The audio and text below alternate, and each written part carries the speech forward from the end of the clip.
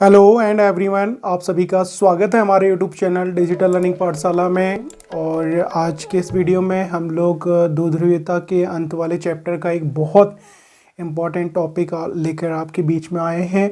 अमेरिकी शक्ति के रास्ते में अवरोध। आखिर जो अमेरिका है उसकी जो पावर्स है उसके बीच में क्या हिंड्रेंस हैं, क्या ऐसी रुकावटें हैं जो उसको कमज़ोर करती हैं।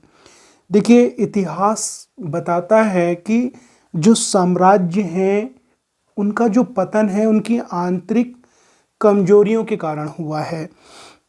और ऐसा ही हमें अमेरिका में भी देखने को मिलता है कि अमेरिका के अंदर तीन ऐसे व्यवधान हैं, तीन ऐसी चीज़ें हैं जो अमेरिका की पावर्स को कमज़ोर करती हैं और कहीं ना कहीं उसके प्रभुत्व को कम कर रही हैं।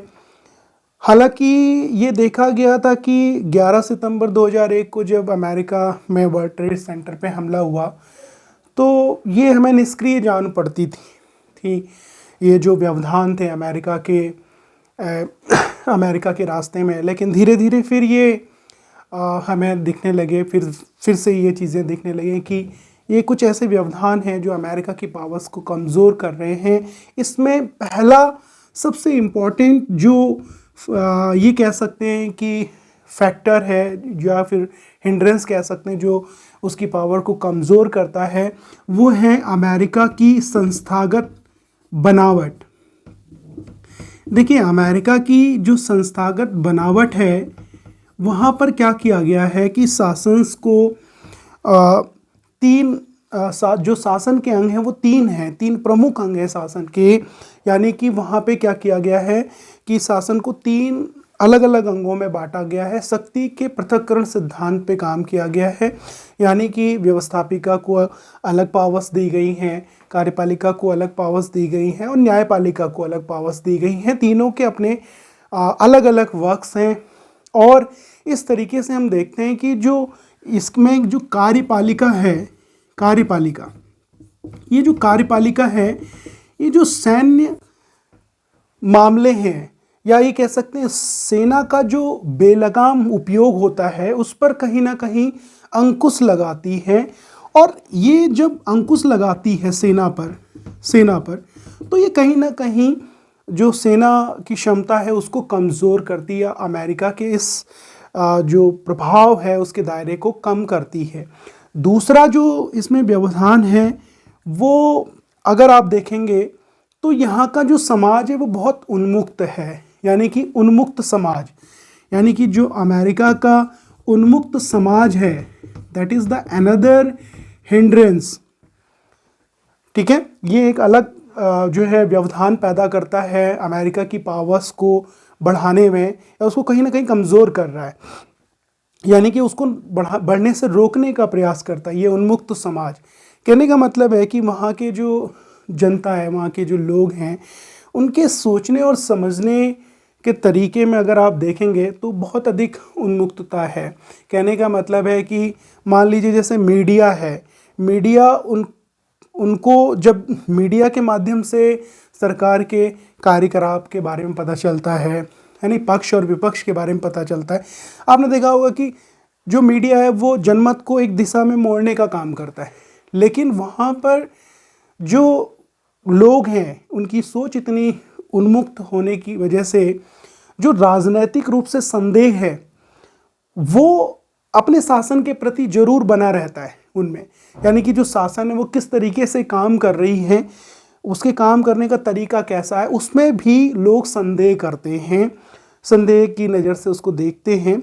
और इस वजह से क्या होता है, कई बार जो विदेशी सैन्य मामले हैं उस पर अंकुश लगाने में ये जो उन्मुक्त समाज है वो क्या रहा है, सफल रहा है। तो इस तरीके से ये जो उन्मुक्तता है वो भी कहीं ना कहीं अमेरिका की पावर्स को कमज़ोर करती है, उसके वर्चस्व को कमज़ोर करती है। तीसरा सबसे इम्पोर्टेंट है नेटो।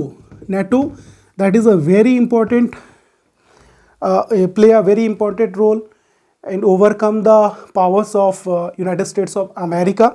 तो नेटो के बारे में जब हम बात करते हैं तो इसका मतलब क्या है, नॉर्थ अटलांटिक ट्रीटी ऑर्गेनाइजेशन। ठीक है, उत्तरी अटलांटिक संधि संगठन है ये। क्या है नेटो? नेटो आपका अगर आप देखोगे ये 1949 में बना उस वक्त शुरुआती समय में इसके 12 सदस्य थे।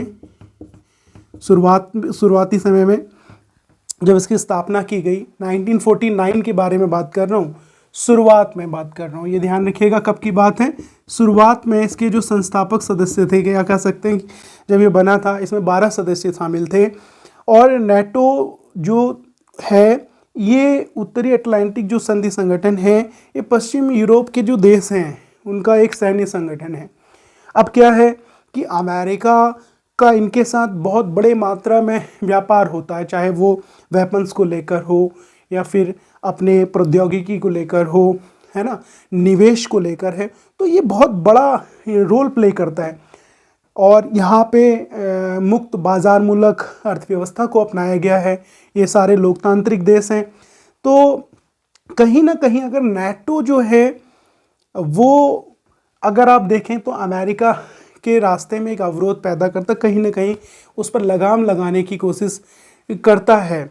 नेटो जो है, अगर मान लो सपोज दैट ये जो शामिल देश हैं वो इसके साथ व्यापार न करें, इसका सामान न खरीदें, इसके वेपन्स ना खरीदें, तो कहीं ना कहीं उसकी अर्थव्यवस्था पर फ़र्क पड़ेगा, उसकी अर्थव्यवस्था कमज़ोर होगी, है ना। तो इस तरीके से कहीं ना कहीं ये जो 3 फैक्टर्स हैं ये अमेरिका की जो ताकत है उसको कमज़ोर करते हैं। पहला, संस्थागत बनावट और उन्मुक्त समाज, और नॉर्थ अटलांटिक ट्रीटी ऑर्गेनाइजेशन, उत्तरी अटलांटिक संधि संगठन। इसके बाद हम लोग बात करने वाले हैं अमेरिका के द्वारा पूरी दुनिया में चलाए गए 4 बहुत ही महत्वपूर्ण सैन्य अभियानों के बारे में। और तब तक आप लोग बने रहें हमारे यूट्यूब चैनल पे। अगर अभी तक आपने हमारे चैनल को सब्सक्राइब नहीं किया है, अगर आपको ये वीडियो इन्फॉर्मेटिव लगा है तो इसको शेयर जरूर करें स्टूडेंट्स के साथ। और अगर आप हमारे चैनल पर नए हैं तो हमारे चैनल को सब्सक्राइब करिए। तब तक बने रहें हमारे यूट्यूब चैनल डिजिटल लर्निंग पाठशाला में। जल्द मिलते हैं आपको एक नई इन्फॉर्मेटिव वीडियो के साथ। तब तक के लिए बहुत बहुत धन्यवाद।